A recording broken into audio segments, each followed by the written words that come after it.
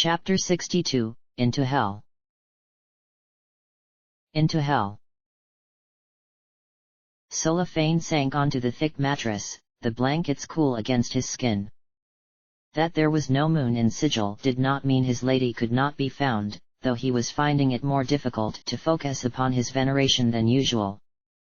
Fritha was already changed for bed and packing her bag ready for the morning, the girl naked apart from a coat of auburn curls and the jumbled arrangement of jadestone, key, and ring that made up the pendant she was never without.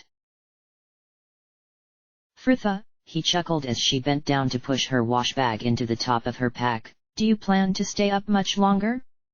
Your presence is rather distracting." "Just as the gods made me." "Well, the gods clearly did not plan for the rest of us to get much done." She giggled warmly and took no heed of his pleas, packing away her last few belongings and setting her bag neatly at the foot of their bed before she at last slipped under the blankets beside him. Cellophane quickly finished his prayers and reached out to dim the lamp. Blue-black darkness engulfed the room, but neither of them seemed ready for sleep. Fritha laid within the crook of his arm as he traced the patterns on her henna-painted shoulders, the bracelet she had woven for him bright about his wrist. Fritha was smiling, a distance to her eyes as she gazed up at the rafters above. "I enjoyed today, it was nice seeing Sigil together, just having a little time with you away from wars and struggles. I've been lucky, I always wanted to see the cage. I suppose the only place I would have liked to see more would have been Kendall Keep," she admitted, in a casual way that made him feel sad. "You will visit there, won't you, Scylla?" "You know I will." "And then where do you plan to go?" He sighed and shook his head. "I don't know. But I will be." He had been about to say fine, but it seemed callous and it was far from true anyway. "You do not need to worry for me, Fritha." "I know," she smiled, reaching up to stroke silken fingernails down the side of his face. "I will always love you, Cellophane. Never doubt it." His reply was a kiss that deepened to something almost frantic, only to slow again as they joined to share the closeness they both craved one last time. The pair laid together afterwards to talk long into the night. Cellophane had finally succumbed to sleep an hour or so ago. Fritha left to gaze up at the darkened rafters and their redolent hangings. She could not rest, her mind alert with the knowledge that every instant was one she would never get again.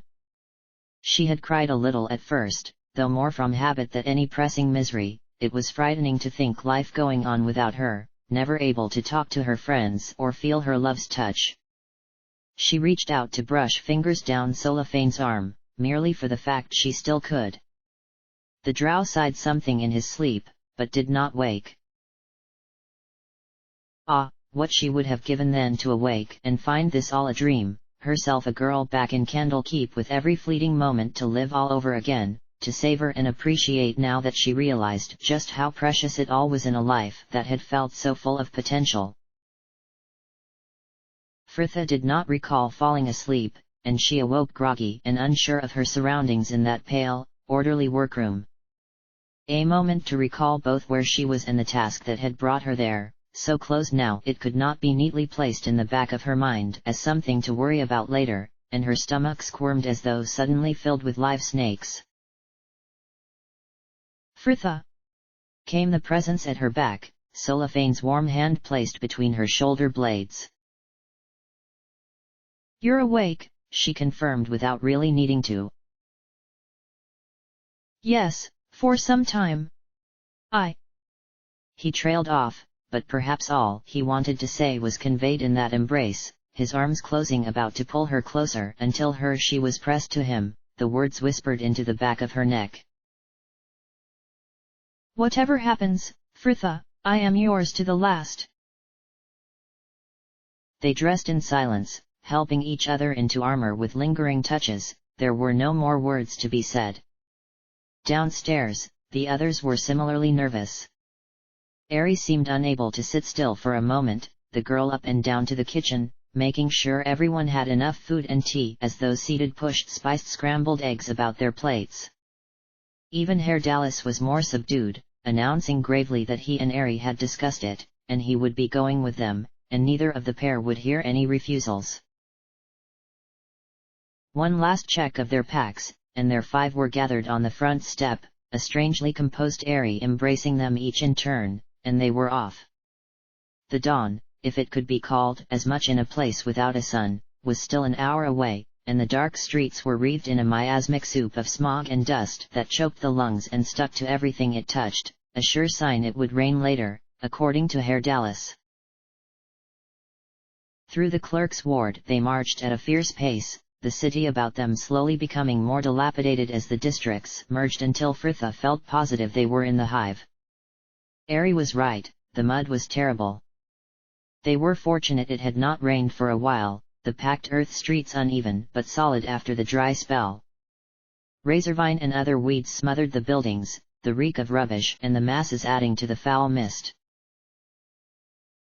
Herr Dallas led them onward, having to double back a couple of times when what had previously been streets turned out to be dead ends in that ever-changing maze. About them, the district was stirring with the approaching morning, shadows moving in the alleys while gaggles of children hurried past carrying long poles for snuffing the street lamps in those wards that could afford such luxuries. Fritha had almost expected trouble from Ari's description of the place, but perhaps the key to surviving in the hive was knowing just who to avoid, and they saw no trouble as they rounded that final corner and the ruined prison of the Adel Mews was before them. It had been a grand, if somewhat miserable building once, the dull grey stone set with dozens of poky windows, large spires crumbling from the 4 corners of the peaked roof. The gates to the courtyard had long since been removed for the worth of their metal, the group crossing into the weed-covered cobbles of the courtyard. "Right," murmured Imoen, stooping to take a handful of dust from a cracked horse trough, and heading towards the archways of the long covered walkway that ran the edge of the outer wall, "some dust and the 3rd arch along. Here." She stopped before the shadow archway. "All right, so what do I?" The rush of magic cut her off as a dark grey portal burst to life just before her. "It worked!" cried Imoen. Herr Dallas laughed. "Did you doubt it would? Come, take some dust, all of you, the planes await." That disorientating rush of sensations which was becoming all too familiar, and Fritha was upright once more and waiting for her head to clear. They had appeared at the end of a wide grey street that could have still been in sigil, albeit a ward that made the hive look like the nobles' district. The sulphur-reeking air held the melancholy chill of autumn, the damp somehow creeping into her chest in a way that made Fritha want to cough.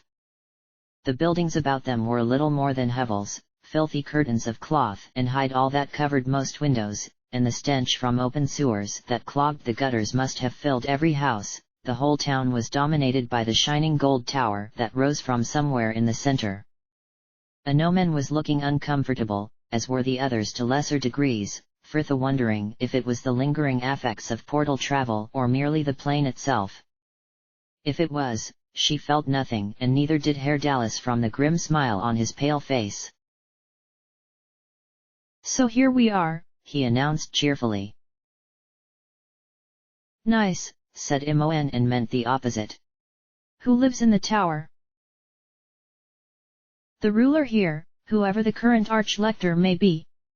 He or she is always a demon of great power, though it is doubtful he will be a problem for us.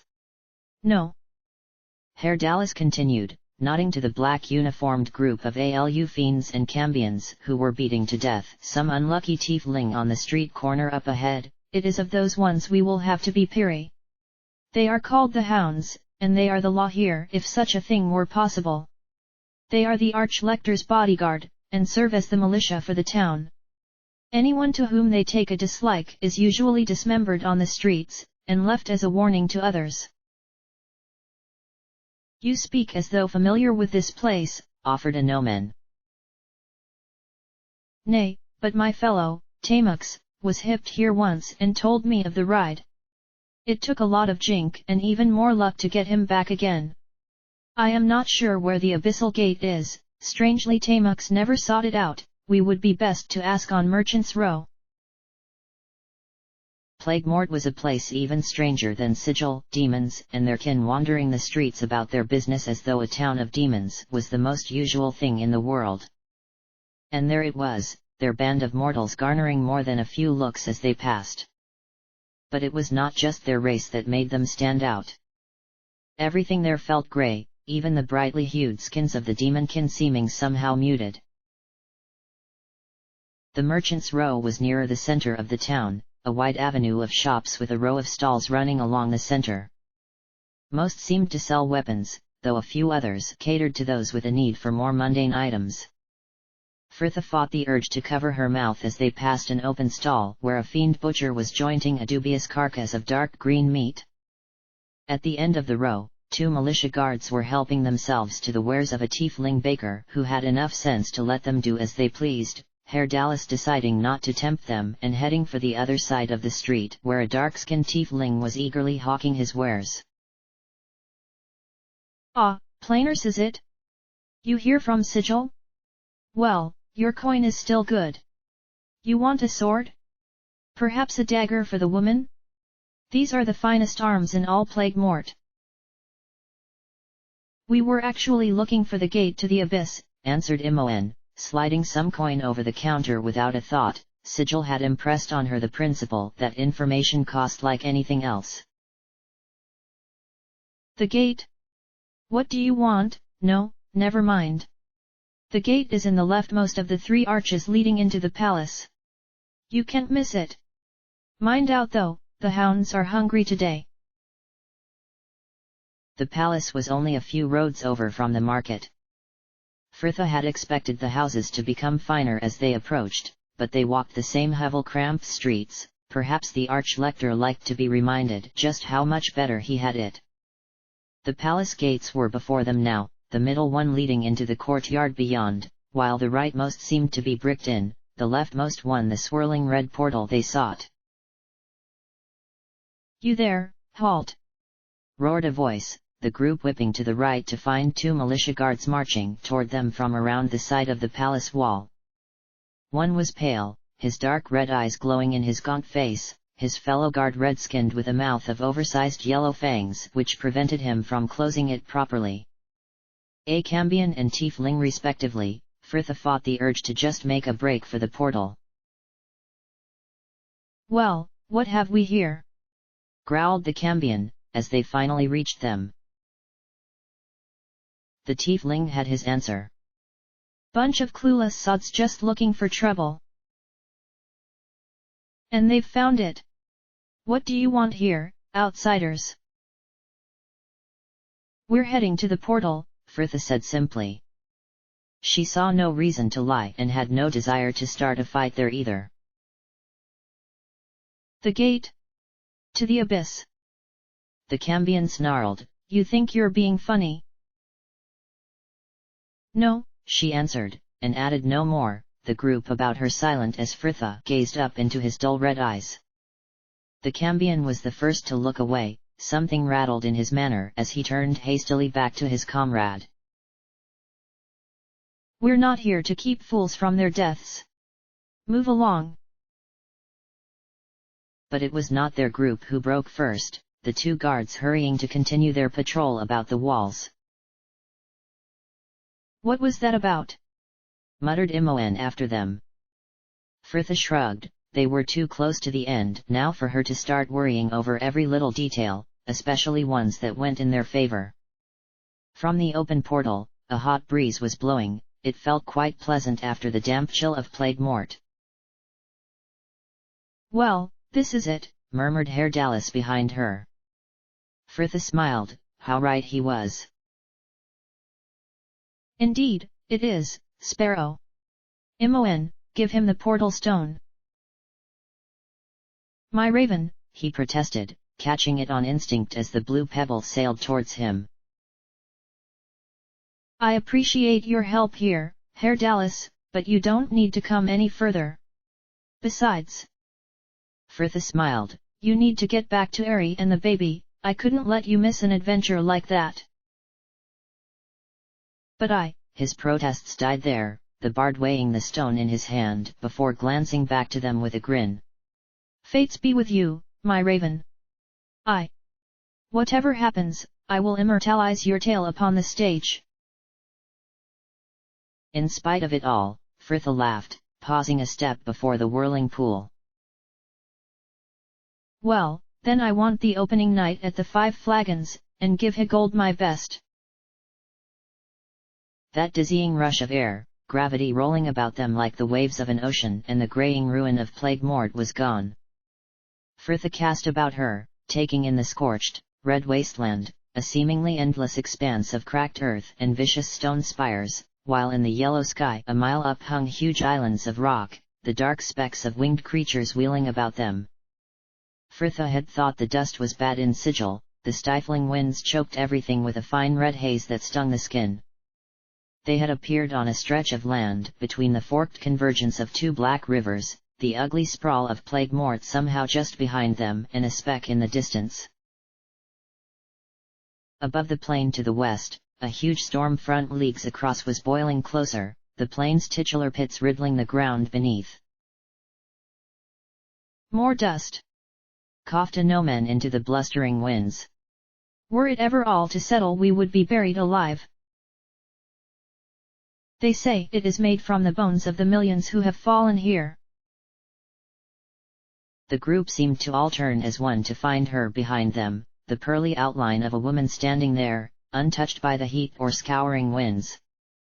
A smile graced her translucent face, her ethereal braid falling over her shoulder as she pointed to the rolling clouds to the west. The chaos here feeds the storms, stripping flesh and grinding bone to dust in mere moments. At least this place smells better than Sigil, muttered Imoen. Brianna, greeted Fritha evenly as the spirit turned back to them, or do you prefer Elund? I prefer whatever you would call me. Brianna, then. The spirit nodded her acquiescence with this divine commandment, continuing mildly, Saravak sent me. The afterlife can be confusing with no god to command your purpose. He found me wandering a Zagrat, another layer of the abyss, but one closer to the prime than this.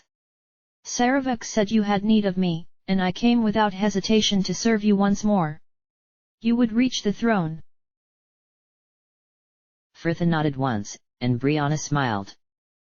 Then come with me. The woman led the way down to the river bank, the stretch of dark water wide and foreboding, the black depths surely holding unseen horrors. Here, we need to take the river. Do you have a boat? Asked Fritha, casting up and down the dusty bank. No, but you can get us one. Brianna smiled, pointing to the sky where the islands hung tranquil above the storm. You are powerful here, Fritha. Call and the abyss will answer. She gave an encouraging nod that did little to banish her doubts, but Fritha tried all the same. She focused on one of the smaller moats, a mere crumb at that height, the island growing larger as she reached out with her mind and slowly pulled it down to settle bobbing on the rushing water like a raft. I did it! Fritha gasped, as breathless as though she had sprinted a mile. Is it safe? Ventured Imoen. Solafane clearly thought so, though his faith had always been stronger than his sense. The man making the easy leap to land in the center, the island barely registered his weight. Come, agreed Brianna, jumping the short distance to join him. We do not have much time. The current carried them with no effort from her, Fritha free to gaze out at the barren landscape, stone spires and the occasional iron fortresses sticking from the plain like blackened teeth. Even for such a desolate place, there was life enough. Demons roamed in packs, the larger ones marching alone on whatever business brought them there, and some even paused in their task to watch them float serenely by. Why don't they attack us? Asked Fritha of the spirit next to her, I thought mortals would be slaughtered on sight, or at least captured as slaves. Usually they would, Brianna smiled, perhaps amused by her naivety. You cannot sense it, because it is within you, but they can. There is a change coming, and you are its harbinger. They know better than to halt you. Frithha nodded, uneasy with her newfound status within the demonic hierarchy, and perhaps the spirit sensed her discomfort, for Brianna left her alone to enjoy a last few snatched moments with Solafane. The river was widening as it reached Lake Main, the currents carrying them past the eastern shores. At the other end of the raft, Anomen and Imoen were standing together, the girl calling the spirit over, her hand thrown to the tower that rose from the southern bank like the colossal spine of some long-dead creature. Brianna, what's that? Kinoin, the wasting tower. It is the seat of power for the demon lord, Phraxus. The tower itself is much larger than what you can see from here and descends down into the chasm of the blood rift itself. It looks like a spinal column. That is because it is one.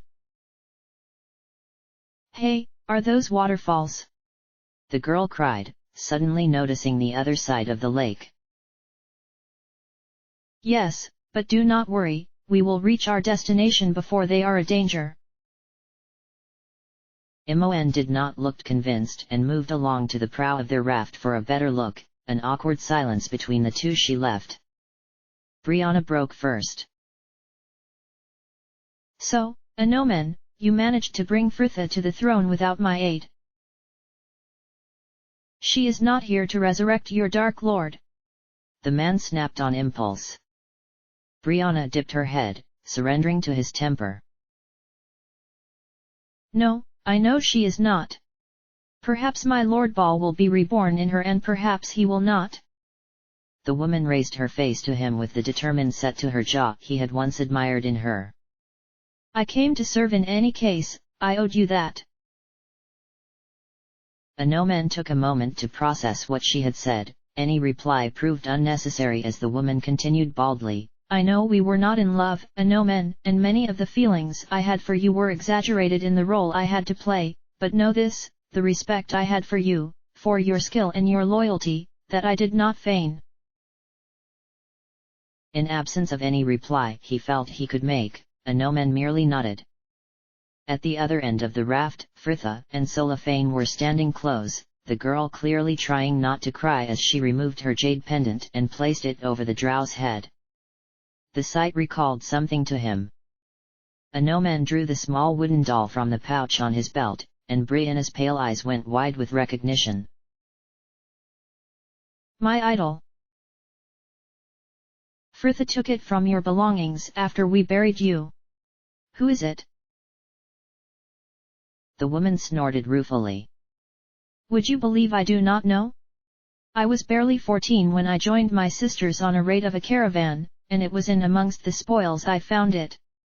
It had no value, but I kept it all the same, hid it from the other sisters. I pretended it was the idol of my own mother. I had never known her, she had died in birthing me.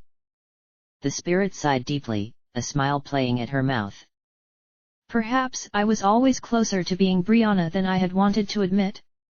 Brianna glanced up to him, a vulnerability he had never seen in her living self reflected in her smoky eyes. Keep it safe for me. Anomen nodded once. I will. Brianna. The woman turned at the address, Imoen wearing a wary frown as she pointed to the scattering of waterfalls that were now worryingly close, the churning waters plunging into the darkness of the blood rift chasm. I think we need to be getting off now. Which bank are we landing on? Neither, confessed the spirit bluntly.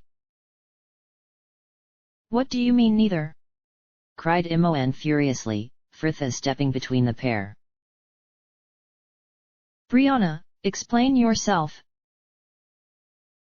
I said I knew the way to the throne and this is it.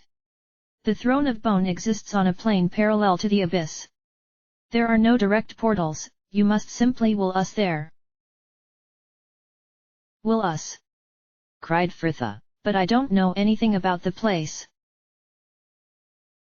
"No, I know," Brianna nodded, "I considered the pressure of your impending deaths would give you the impetus you need." "You're lucky you're already dead," snapped Imoen. Brianna ignored her, her hands upon Fritha's shoulders and voice low. "Focus, Fritha, the path is within you." Fritha drew a deep breath, her heart racing. A glance to Solafane and she squeezed shut her eyes, returning back to her vision of that great bone tower. The roar of water vanished in the darkness, and when Fritha opened them again, the group were stood upon a familiar scorched red plateau, the hilltop sloping down into plains of the same sand-blasted wasteland. In the center, a great bone tooth pierced to the boiling green sky, the finely tiered edges making a long climb to the twisted bone throne that stood upon its peak. While about its base, "You did it, Fritha. You." Imoen drew a fractured gasp. "Oh, hells." Melisande had not been idle in their time apart. She was standing at the head of a scattered army of lesser demons at least 50 strong, though if it was not for that shock of bright red hair, Fritha would not have even recognized the woman. The abyss had changed her, the handsome matron now a twisted creature of spindly limbs and grey skin, a small pair of black leathery wings emerging from holes in her dark grey cuirass. Melisande stepped forward, her voice booming easily over the distance. "Welcome, Fritha. I see you have finally found your way to the throne of bone. A pity you are outnumbered and outmaneuvered, as always." Fritha drew her sword, this confrontation had always been coming. "You should have resurrected Bal, Amlisan, he's the only one who could have saved you now." A shrill laugh shrieked across the plain, Melisande's perverted features pulling into an ugly semblance of a smile. "And what can you do against my army? Against me? I will slaughter you and claim the power that is rightfully mine. It was so easy to fool you, to fool all the children. I drew them out with promises of sanctuary, even as I organized the 5 to slaughter them. And it will be your downfall." Fritha whipped back at the fractured roar. The broken figure of a man dressed only in a ragged pair of breeches was limping up the slope behind. He was hideous. From the amount of torture to which his body had been subjected, he should have been dead at least 4 times over. Large sections of his skin had been flayed off, the muscle glistening wetly beneath, while cuts, burns and brands covered the rest. One of his arms was limp at his side and he walked with a limp in the same leg, his progress up the slope punctuated by an agonized pant, and the name caught in her throat as Fritha at last recognized him. "Saravik." "Sister," he gasped, pushing Inomen away, even as the cleric tried to help him. "I had to come, I had to bring them." And he was not alone, the walking corpse followed by the pearly outline of 2 others, a petite half-elven woman with short hair and a large man in armor, the latter grinning widely. "What did I tell you? Us children have got to stick together." "Athik," gasped Imoen. "And Sendai," growled Solafane. He and the spirit woman eyed each other unflinchingly, the half-drow nodding curtly at the address. "Indeed. Yaga and Abizagal were too proud to come, but I would brave the Weppets themselves to see you fall, bitch." Melisande bristled at the address, her bravado returned as she sent another peal of laughter to the boiling sky. "So? Do you truly believe 4 mortals and a handful of ghosts are enough to stand against an army of the very hells?" "No," admitted Fritha, turning back from where she had been gazing down the slope behind, where a 1,000-strong ocean of spirits surged and swelled. "But they might be." Melisande drew back, a clawed arm raised. Fritha stole the cry from her throat. "Attack!" With Frith's scream, the two armies surged forward. Melisande was screeching orders to the demons about her, while Saravek roared to the spirits that were pouring past. Surround the tower! Outflank them! Imoen, remain back with me! You two, get Fritha to the throne! Solophane did not need to be told any more, fastening a hand about her wrist and they were away, Fritha barely able to keep up as he dodged demons and cut others down to clear a path. A no-man stormed behind them, protecting their back with Brianna at his side. Around them, the plain was in chaos, demons tearing the spirits in half with their very hands, the shades fizzling to nothing as they died a death from which there was no return. But even then, by the sheer numbers of what they faced, the demons were being slowly overwhelmed. Through the tumult, Fritha spotted Athik as part of a group wrestling a Glabrezuo, the great warrior's arm about its neck slowly choking the life from it, while nearby, Sendai thrust her hand through a screaming succubus's chest to crush her heart. The tower was but 50 yards from them now, Melisande screeching carrying over the roar of battle. Stop her! Fools, stop the girl! Solophane dodged left, avoiding the swipe from the hirsute Nalfeshni demon who had heeded Melisande's shrieks. Fritha rolled with him, a no-man already before them and taking the next swipe on his shield, while Brianna rushed the creature's back. Here! I'm over here! Fritha screamed, the demon making a lunge towards her only to stumble, Solophane dodging easily under its forearms to thrust his sword through its stomach up to the hilt. With a howl, it toppled, and a no-man brought his mace down onto the back of its boar-like head, silencing the creature for good. Fritha! Panted Solophane, the girl at his side once more. A group of demons were closing about them. A no-man hefted shield and mace, scanning the press and clearly searching for some break he could widen. There, between the Vrock and Glabrezuo. I'll charge the Vrock to clear a path, the rest of you keep running. A no-man. No, Fritha, you must get to. His shout was lost, a gap in the demons blasted wide as a fireball exploded in their midst. Imoen! Cried Fritha, both explanation and exaltation for their unseen ally, come on!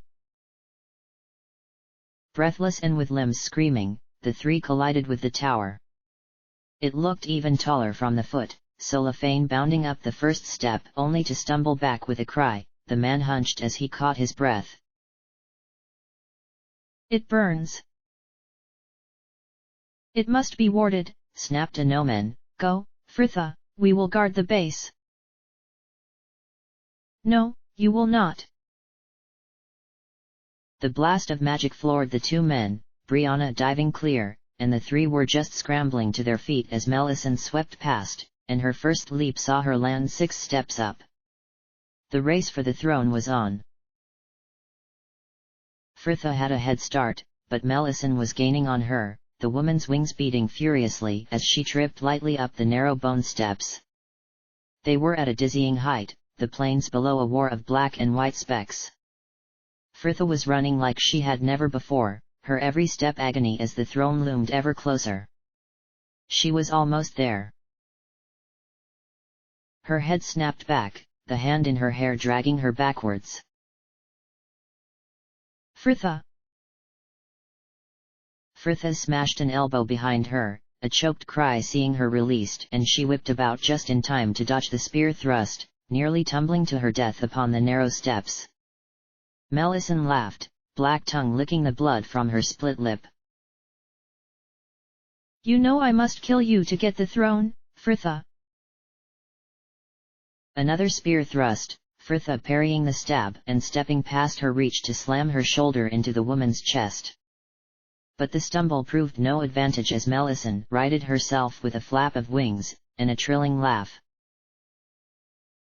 You're going to have to do better than that. Fritha obliged her, rushing in before her guard could be raised and sweeping her blade towards those spindly legs. Melisande darted back, wings unfurling once more to balance her, and she screamed in pain as Frithha pressed the attack, slashing upward in an arc and cleaving a sheet from one leathery wing. Melisande stumbled, Frithha's kicks sending the woman scrabbling at the tower to catch her balance this time. Her spear dropped in her haste. You! The burst of magic caught Frithha by surprise, slamming her full in the chest, and she was suddenly on her back, her sword arcing from her hand to plummet from the tower's edge. On the ground, her friends were frantic. Frithha! Roared Solafane, only a noman's arm about his chest preventing him from charging up the tower to his death. But Brianna was not so restrained. No! She screamed, the word a battle cry as she swooped up the steps, her blurred feet dissolving under her. Melisande was gaining the upper hand, a leap planting her on top of Frithha with her claws closed about the girl's throat. Die! Just die! Ah! Two hands seized her shoulders, dragging the woman back as Frithha scrambled clear. Melisande was astounded. Elund! Usurper! Brianna screamed, even as the wards ate their way up her misty torso. The sisterhood curses your traitor's heart! What? Get off me! Get! The woman was thrashing madly, but Brianna held her fast, her scream echoing across the sky as she burnt away to nothing. Melisande picked herself up, on her feet once more and ready to run, but it was too late. Frithha took the last step onto the pinnacle, the throne rising before her in bones and teeth too large to contemplate. She paused. An instant to screw up her courage and cast aside every screaming doubt in her mind, and Frithha sat down. The shrieks seemed to come from the very abyss itself, Melisande frozen, one hand still outstretched toward the power that she would have destroyed a world to claim as she melted away to nothing. The tower was beginning to tremble, Frithha gripping the armrests, too scared of the consequences to risk leaving her seat. Below, the demons were snapping out of existence with baleful roars, the black and white specks her army rushing up to meet her as the tower suddenly telescoped down to a mere dais. Frithha felt small on the looming grotesquerie of the throne, the scattered spirits slowly gathering with her friends before the osseous stage. She shifted slightly, and fought a sudden wave of nerves, her voice projecting far more easily than she had thought it would across the barren plain. It is over. I thank all of you who came this day to fight for me. Know that together we have spared Faerun and her people a terrible fate, and as far as my powers stretch, I will see you all honored for this.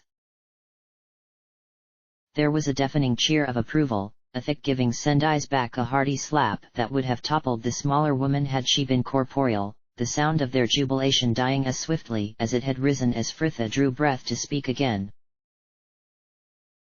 Saravik, step forward. The man seemed to tremble at the address, though perhaps it was merely the effort of moving. His tortured body had been pushed past all endurance by the battle, the wounds and burns torn open and bleeding profusely, and he was dragging his leg as though it was dead from the hip. Frithha gazed down into steel-grey eyes that, for the first time she had known him, held a true uncertainty. You are not as the others here, brother. Your will kept you from the abyss when my plane was created. It holds you here now, not a spirit, yet neither mortal, a plaything for demons and a punishment that is yours, by rights, until your will fails, and you merge with the abyss as other all-petitioners damned here. I promised you I would see you get what you deserved, was I given the power, brother, did I not? The light came slowly, a green glow emanating from the ground at his feet and surging up until it engulfed his hunched form. A collective gasp was drawn as it faded once more, and a man only a few years her senior straightened, his grey eyes wide beneath a shock of jet-black hair. Saravik was feeling at his body wildly, searching for the lines and scars the harrowing decades in the abyss had wrought upon him, the young man he had once been in life, finally whirling to find Frithha watching him with a serene smile. I give you, Saravik, not your life, not your youth, but a chance to redress the evils of your years. Perhaps, God's willing, you will not see this place again. Words seemed beyond him, or perhaps he merely did not trust his voice to come without a quaver. The man backing from the throne with head bowed to hide whatever he was hastily brushing from his smooth cheeks. Frithha settled back in her seat, her gaze finally falling on the three who had stood, battle-weary and silent, this whole time. The spirits about them seemed to sense the rest of this audience was not for them, the pearly throng drifting away across the scarred wasteland, and even Saravik took a few steps away to turn his back on them. Frithha let her eyes trace over the three, trying to draw in the very essence of them, bright green eyes, a proudly set jaw, and that gentle, dark smile representing the best of her life in joy and courage and love. So, this is it. She sighed. I'm quite glad I haven't exploded into ball already, it's a promising sign I think. Frithha, choked Imoen hoarsely, her tears already beginning to well, and Frithha fought to swallow her own. I know. I'll visit if I can. I don't really know how this will work. If I can't, well. I love you, all of you, I'll keep you with me always. Frithha smiled down at them, wishing she could press into them the love she felt at that moment, that they could carry it with them the rest of their lives. The stretching silence finally broken as she chuckled a rueful laugh to the sky. I'm not really sure what's supposed to happen, no. There was a flash so bright it seared her eyes, Frithha's vision clearing to find herself still seated upon the throne, but the abyss was gone, the infernal landscape replaced by a glary white space that hinted at features that could not be discerned by her aching eyes. Before her, 4 figures hung in the brilliant void, the air about them thrumming with power. Frithha managed to swallow dryly, the feeling she was in the presence of something far greater than all she had known was inexplicably terrifying. The figures were drifting closer, and she fought the urge to pull her legs up onto the throne as well, instead straightening to observe their approach. She may not have been their equal, but she had earned her place there. Of the 4, only one appeared to be a woman, though Frithha imagined gender was a lot more fluid a concept there. She was tall and blonde, and dressed in golden robes that, on closer inspection, seemed to meld seamlessly into her long hair. Her face was beautiful, but in a way which was disconcerting, the blue eyes too large and lips too full, as though it was a representation by something who had been told what was considered attractive, but could not assess it for themselves. Strings stretched from her arms to anchor at her feet to make each side of her a long harp, and her every movement was accentuated by a soft melody. The figure to her right could not have been more of a contrast, the squat, gnome-like man so twisted and gnarled he looked as though he had grown from an old tree stump. His movements were quick and sharp, head darting this way and that as though to take in details of the landscape she could not see, and Frithha's breath caught in her throat as she noted his eyes, or the absence of them. The sockets opened straight into his head, and within she could see the cogs and workings of some intricate machine. Unnerved, Frithha was glad to shift her attention to the dark figure next to him. His sharp features marked him as a man, though it was hard to discern any more, his body either made of or swathed in dusky shadow. He smiled as he noted her watching, the blackness parting to reveal a mouth of stiletto-sharp teeth, and she turned her attention hurriedly to the last of their number. He seemed much more familiar in that he appeared human, a handsome man only a little older than herself who looked not dissimilar to those of the lands she had just left with his tanned, open face and crop of jet-black hair. He was barefoot and robed in white, a long, red stole about his neck that seemed much heavier than a narrow shawl should be from the way he was stooped to bear it, a constant trail of blood running from beneath his white sleeves and down long fingers to drip onto robes that held no stain. The 4 were before her now, the gnome-like figure moving forward to address her in a wheezy croak. Successor of Baal. His handsome companion lamented his abruptness. Come now, Gond, she has a name. Fritha, trilled the woman, an ascending melody accompanying the gesture as she held out her hand. Do not be afraid. You know who we are, yes. I suppose, Fritha conceded hoarsely, managing a weak laugh to add, you are not how the illuminators draw you. And what care we for mortal perceptions?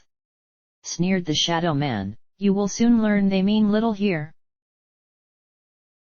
Oh, Mask, laughed the woman musically. I do not know why you have even bothered to attend, or was it Bane who made that decision for you? Yes. Better he, than that vapid. Peace, sighed the handsome man, forestalling their argument, there is no need for this. Fritha, he continued holding a bleeding hand out to the woman beside him, this is Lyra, a servant of Sun. Gond. He pointed then to the gnome, who speaks for Ogma, and Mask who? The shadow rippled in indignation. I serve no one but myself. Aptly spoke, chuckled Gond dryly. The handsome man sighed again, his air of peace retuning as he turned back to her. And myself. You are Ilmater, Fritha provided for him, her heart returned to its usual tempo. Ilmater graced her with beatific smile. Why, yes, you see the truth of it. I speak for my lord, Tyr. We have pleaded our cases before the Overfather, Ao, continued Gond quickly, his gnarled fingers tapping impatiently against one another as though they needed to be busied, and he has allowed we four to attend you here. Ao let you come, repeated Fritha, not sure where to begin getting her mind about such a concept. Ilmater's face contorted with a sympathetic frown. This must be very confusing for you, do you need a moment to adjust? Get on with it, sighed Mask tersely. We are here, explained Lyra, because we each have had some interest in your life and therefore, as concluded, a place in your fate, yes. You see, added Gond quickly, though you will not become Baal, that would have happened by now were it going to, you may still be corrupted by the dark power that awaits you. You would become the god of murder, or assassins, or whatever slivers of Baal's portfolio could be scraped together or levered from Sirik. Ilmater was nodding evenly. Instead, we could shape that power for you, and show you how to manage in your new role. If I serve you, Fritha clarified slowly. Not serve, Ilmater corrected. Think of it more as an alliance. You would be allied to Tyr just as I am. And I to Sun, came Lyra. Gond looked eager to add his voice. And I too. She gets the point, snapped Mask, turning to address her. So, what say you, successor? Tell these others you are joining me and we can leave here. Her decision has not been made yet, interjected Gond hotly. All right. Fritha breathed slowly, coming to terms with the offer and all it presented for her. After all, anything was better than becoming Murder's hand. All right, I have some stipulations first. The group seemed surprised, Ilmater nodding for her to continue. Right, well, whoever I pick, they have to move my realm out of the abyss. A round of laughter from Gond and Lyra. Mask merely settled on sending her a patronizing smile, as Ilmater explained gently, that would occur naturally once your allegiance had been made. We can't have you and your followers settled in that ugly, joyless place, yes, added Lyra. All right, pressed Fritha, her demands were nowhere near complete. And all the Ballspawn who came fought for me here today. They get to come too, to wherever my realm ends up, even if their spirits would have usually been unaligned. Hoping to increase your power base from the off. smirked Mask. I have no objection. Fritha ignored the tone of his agreement, her focus on the other three as they considered her request, each returning to her to nod one by one. Fritha released the breath she did not realize she had been holding. And my friends will be returned safely, to Sigil or the Prime. You will be able to do that yourself, chuckled Gond. I just wanted to be sure. Fritha leaned back in her seat, the throne did not feel as overwhelming as it once did. All right then, which of you should I pick? Ah, pardon. Came Gond bewilderedly. Mask snorted. She wishes to see which would be most beneficial to her. He snapped, and not without some accuracy, the man pressing with a dark confidence. The choice is clear. You reaped every profit from your forked tongue in your life, falsehoods woven seamlessly into truths. Where else do you belong but in service to the master of lies? He took a step closer, mouth parting in a grin over those glinting teeth. I saw you upon the Prime, Fritha. I saw the delight you took in material pleasures, fine clothes, jewels. The potential for so much more is within your grasp. Lyra tinkled a bright laughter. What is material wealth to us when compared to the riches of the soul? You lived your life taking pleasure from dance and song. I give you the chance to inspire others, to be a muse to artists all across the plains. Join with Zun and know the pleasures of beauty and joy forevermore. You both speak of pleasures, but what are they without wisdom? Countered Gond dismissively. From your childhood in Candlekeep and for the rest of your life, you wanted the understanding of things, the truth behind the questions. You sought knowledge, preserved it where you could, and shared it with others. With Ugma, you would have the chance to learn the secrets of the very multiverse itself. Fritha smiled faintly. Would she be like this one day? So focused on one facet of the world that she could not see the entwining value of the whole, so much more that the sum of its parts for the fractured nature of it. She glanced to Ilmater, the man simply watching her with those soft hazel eyes. Perhaps there had only been one choice from the start. I do not need to hear. No, you do not, he cut in, a certain steel to the words. We both know of your life and the actions you took that have brought me before you now. But I do have an offer for you, nevertheless. All will reap what they sow in their lives. As you offered your life to save your brethren in a land on the cusp of war, I offer you the same, your life for the remainder of your days. And when you die, be it tomorrow, or in 100 years, you will ascend to the divinity we will hold in trust for you and take up your burden once more. The burden of your alliance, scoffed Mask. Ilmater, you sell it so well. But Fritha did not notice the snipe. She smiled at Ilmater and he returned it, a warmth filling her entire being. She had always imagined the crying god as an old man, worn by time and the burdens he bore for others, but as she gazed then into that honest, open face, Fritha considered how flawed her thinking had been. After all, mercy was a very beautiful thing. Tell Tyr I will stand at his side when my time comes. Ilmater nodded once, the others fading as he did, and with a shift of air and hum of music they were gone. Fritha opened her eyes upon green meadows, the sight soothing after that blazing white void. Gnarled trees dotted the landscape, a closer look revealing they were stone rather than living vegetation, a sweet breeze singing through the canopies to stir emerald shard leaves in glittering waves, the smoky spirits of her dead brethren milling about them in wonder. Fritha was still seated upon the throne, the others still gathered before her as though she had never left. And perhaps she had not. Fritha! cried Imoen, darting forward as though she wanted to grab her but did not dare. What happened? You were here, but then you were, or we weren't, and it was, and then well this.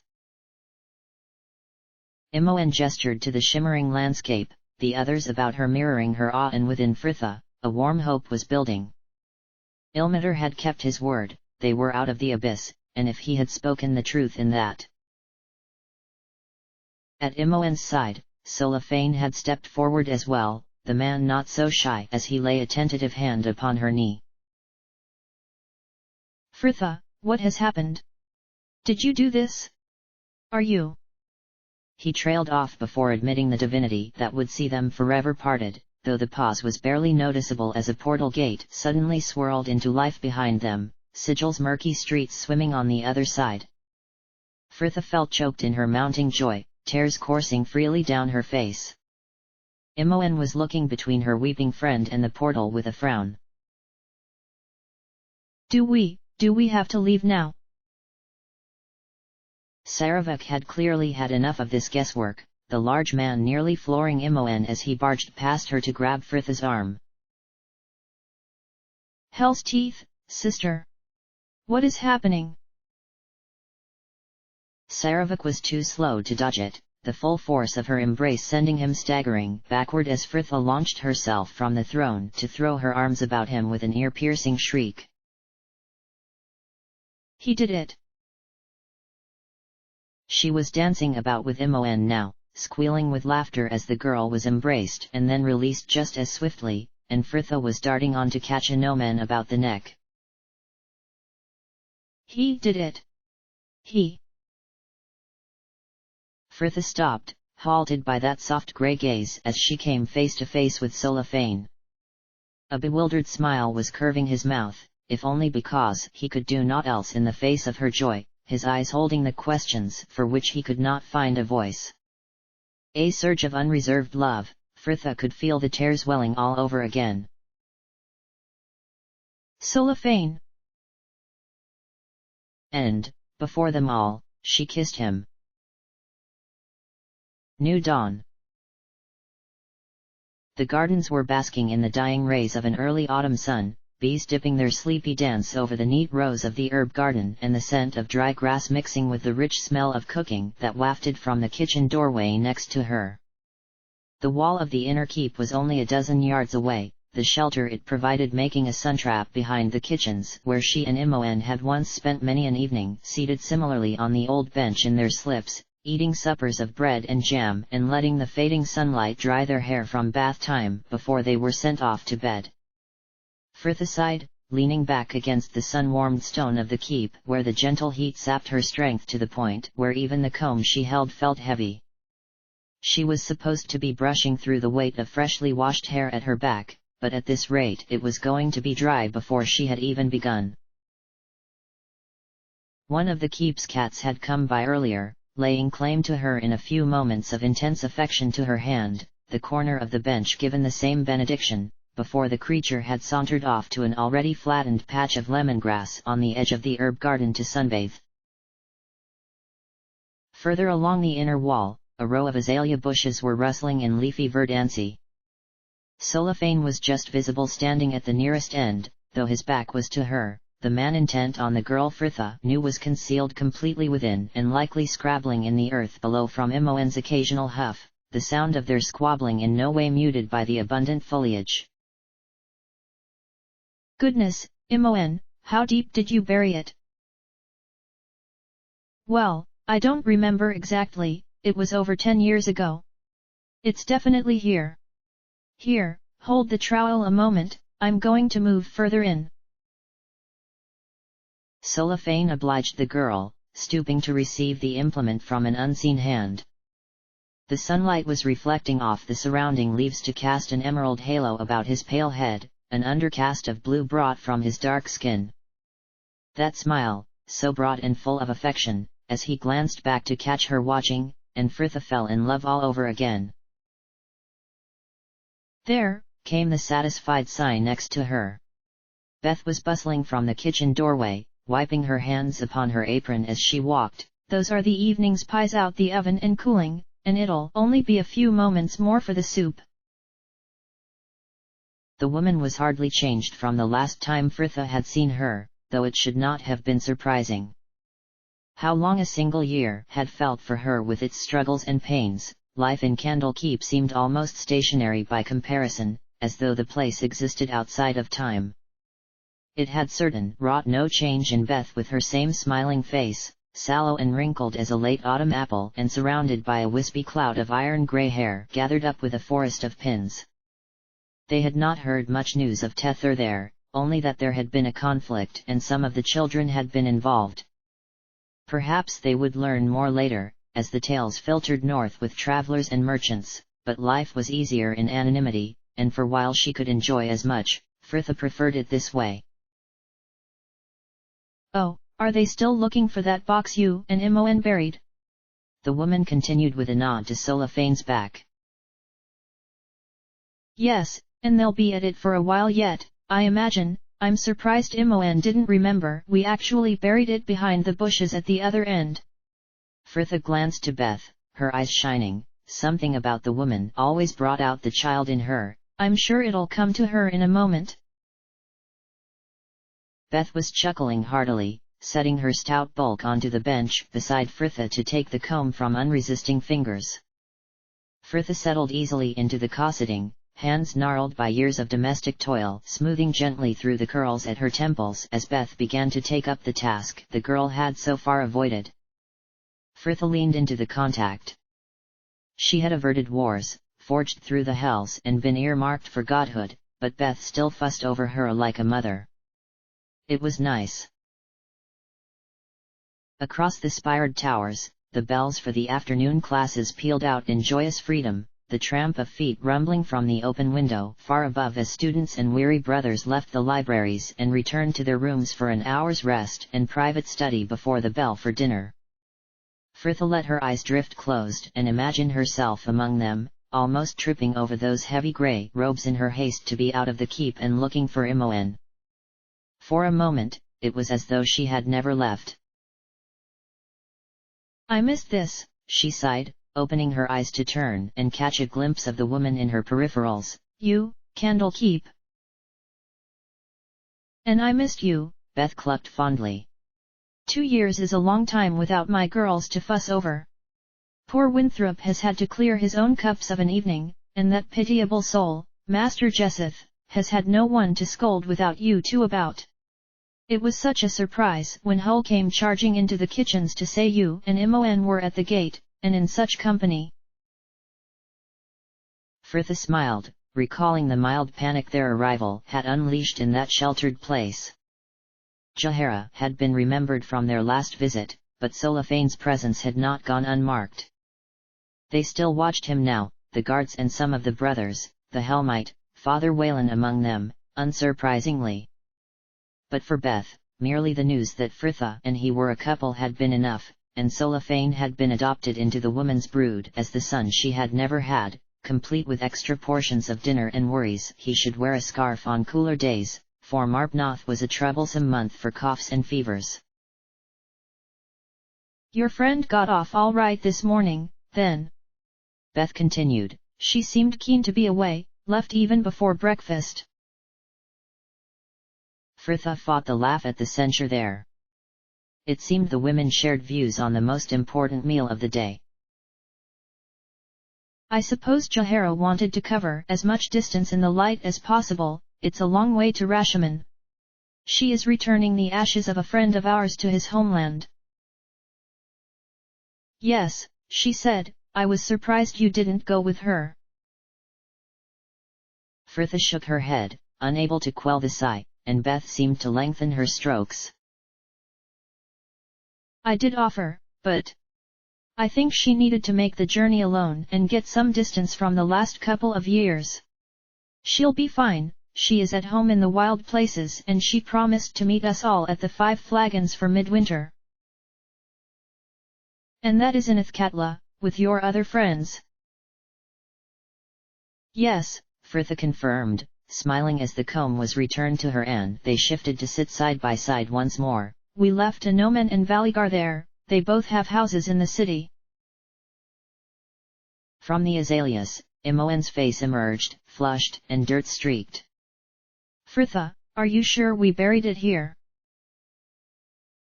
"Well, I actually thought it was behind that one," Frithha offered, pointing to the bush at the other end of the hedge. "But you seemed so positive, I doubted my memory."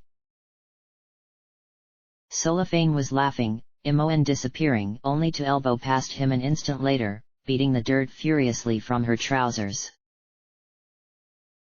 Fritha! I'm getting a drink. Oh, no, cried Beth, leaping up to defend her kitchens with her life if need be. You're not traipsing dirt through over my nice clean floor. You wait there, I'll fetch you all some iced tea. Imoen snorted, slumping onto the grass before the bench, Solafane alone as he crossed to disappear behind the other end of the hedge. You could have said, grumbled Imoen. I was digging for a bloody H. Fritha tried and failed to sound repentant. You insisted you knew. You're as bad as Val's. You need space to make your own mistakes. Fritha just fought the winds. It seemed her hopes for a reconciliation in the few days the group had spent at the Corthala estate had been in vain. He said that. Not in so many words. Dressed it up with worries we'd argue and that, if we tried to stay together. Funny thing was, I'm not even sure he believed it. It was like the whole time he wanted me to counter him, and then, on the night before we all left, he found me in the gardens after dinner and we talked a bit more. Imoen sighed, distractedly plucking a sprig of rosemary from the bush just behind her and crushing it between her fingers, the girl drawing a deep lungful of the bracing scent before tossing the stalk off into the grass to continue. We just chatted about what he planned for the estate and what I was going to do. I could feel it, it was like he was on the cusp of asking me to stay with him. But he didn't. And I'm glad he didn't. It's better this way, and I can tag along, playing third wheel to Faerun's most nauseating couple, until Blackstaff Tower gets back to me. You told them to write here. Fritha confirmed with a laugh. Yeah, said I'd be in the area until the autumn, after which it won't matter much when I arrive there in person. Let's see old Kelvin turn me away when I'm summoning an army of pygmy wyverns in front of the gates. If you're when you're accepted as an apprentice, Fritha corrected at Imoen's glare, will you still be coming down to Athkatla for midwinter? I don't know. The girl sighed. I mean we only just met up at High Harvestide. I don't really want to see Vals again so soon and I doubt Jehir'll be back from the north by then, neither might a Nomen. He'll be back, Fritha dismissed confidently. The cloud peaks are not that far away and only the larger 3 of the temple forts up there need supplies, they are the ones who'll distribute them out to the smaller watchposts. I can't believe Benita went with them. I can. Even before Alhali she told me she felt her place was out helping people, and the temple in Athkatla was glad to have her there as one of the clerics. She's tougher than she looks. And the order asked a Nomen back after all that fuss they went through kicking him out? Imoen caught her with a sly look. Did he tell you what he had decided before we left? If he had, Imoen, you must know I would not break his confidence. Imoen pouted. You're no fun. Fritha just laughed. It has been said. Well, I'm going down for midwinter whatever happens. It will be nice to see a Nomen again, and Nalia too, we never did get to chat much before. You and the others met her that afternoon I was going through Valigar's library, didn't you? How is she? We never got to talk much at the wedding. She's well, smiled Fritha. Happy, and Lundov dotes on her and the twins. He never seems to stop grinning, though with Nalia, the 2 girls and Delcia at the keep as well, he feels quite outnumbered.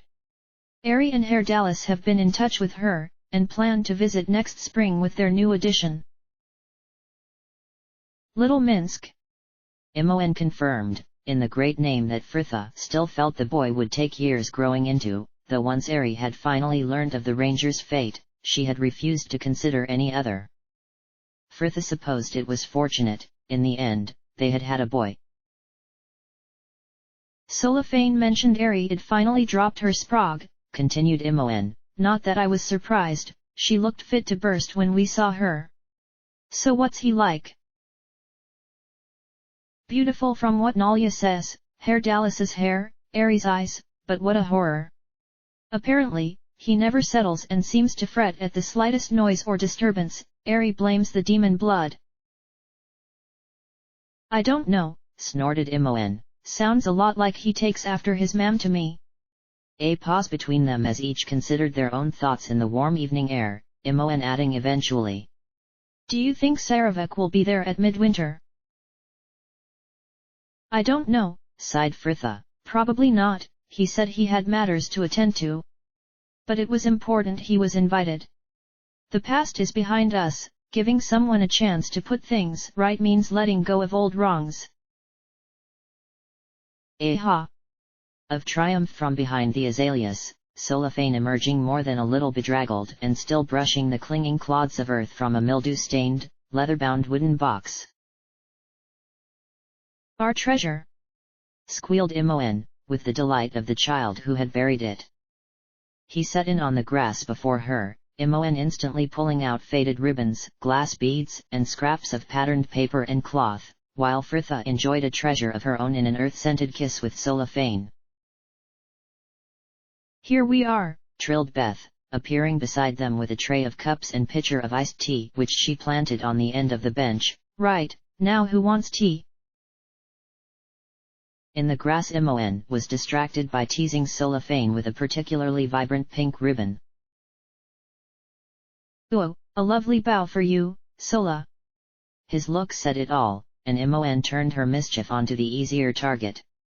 Come on, Sinjun. She giggled, advancing on the sleeping cat. A lovely ribbon for you.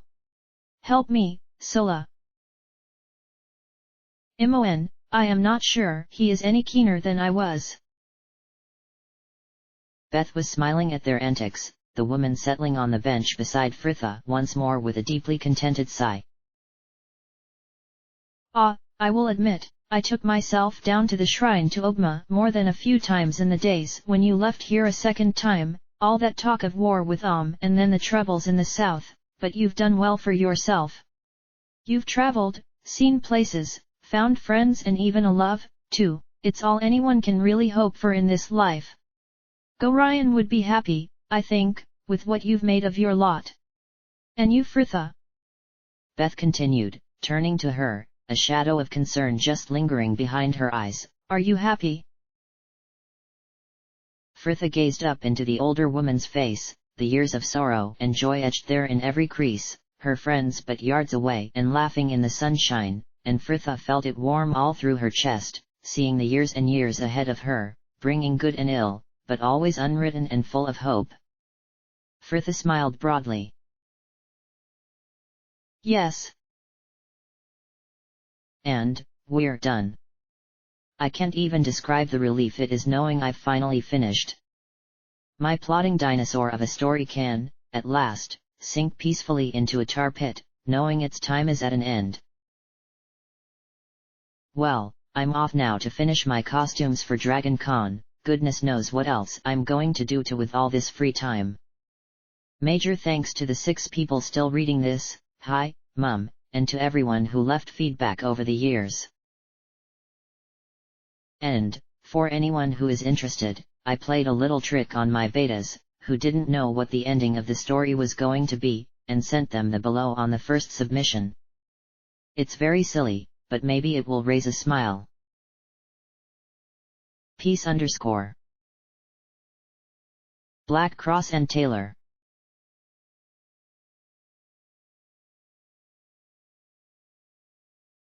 The shrieks seemed to come from the very abyss itself, Melis and frozen, one hand still outstretched toward the power that she would have destroyed a world to claim as she melted away to nothing.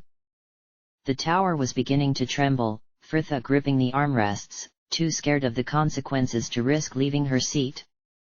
Below, the demons were snapping out of existence with baleful roars, the black and white specks her army rushing up to meet her as the tower suddenly telescoped down to a mere dais.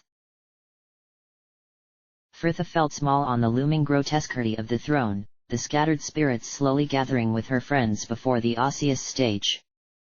She shifted slightly, and fought a sudden wave of nerves, her voice projecting far more easily than she had thought it would across the barren plain. It is over.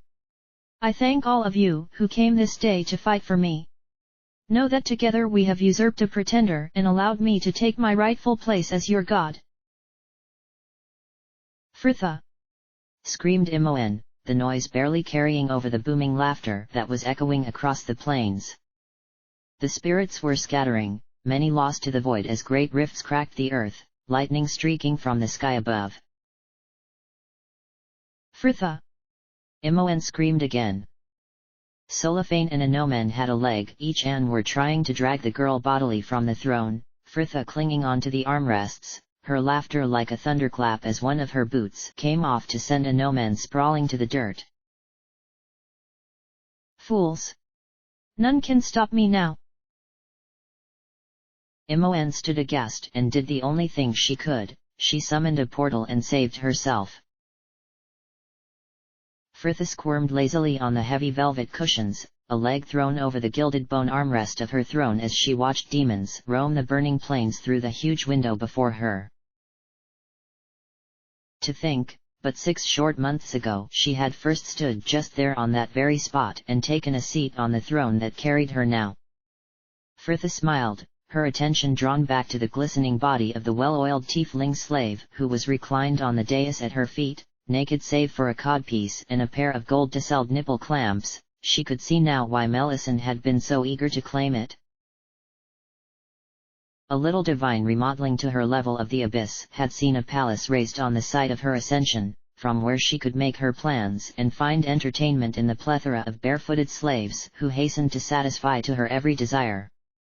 Her throne room was in a similar style to the rest of a palace in dark red stone and golden pillars, 2 long pits of fire that ran the length of the room, serving both to warm and offer a means to remove any who dare to displease her. A boom of the doors behind, Fritha turning the dais with but a wave of her hand to observe the approach of her leading general. Anomen seemed pleased, though it was difficult to tell nowadays from his skull's permanent grin. His transformation into a dread knight had had the unfortunate side effect of removing all the skin from his head. Aside from that, he was fine though, a goatee of finest hellcat pelt stuck to his chin, he had missed his beard, and his tactical prowess was still second to none. Dread General Anomen, what news of ARun? Your conquest goes as planned, mistress, he rattled, straightening from his bow. We have taken the Sword Coast and Imoen has regrouped with the rebels in Baldur's Gate, but this last bastion of resistance will not hold long. They will be crushed within the 10-day. Good, I. The sound of the doors cut Fritha off. Solophane was marching towards them with purposeful strides. The flicking firelight was glinting on his silver nipple rings, the chain that linked them hanging free down his leanly muscled abdomen to dangle tantalizingly just above his black leather posing pouch. Fritha had thought at first the cold would bother him, but he was more than accustomed to such outfits from his days in Ustnatha, though the dragon leather chaps had taken more time to get used to. Apparently wearing them without trousers could result in some rather intimate chafing. He reached the dais to fall to one knee in a squeak of leather. Arise, Deathstalker Solophane, you bring a report from the Underdark. The drow smiled, straightening with a shrill creak. Menzo Biranzen and Chednusot have pledged their alliance to you, mistress. Ustnatha refused and was destroyed. This alone will convince the others to your service. Fritha reclined in her throne, eyes narrowed with a feline satisfaction. Excellent, it is all going to plan. Now. She lingered over the word, savoring their discomfort, make out. The 2 men eyed each other with a revolted resignation, their elevated existence ever tortured by the horrifying whims of their mistress. A low chuckling filled the room as their quivering mouths met. Fritha truly was evil.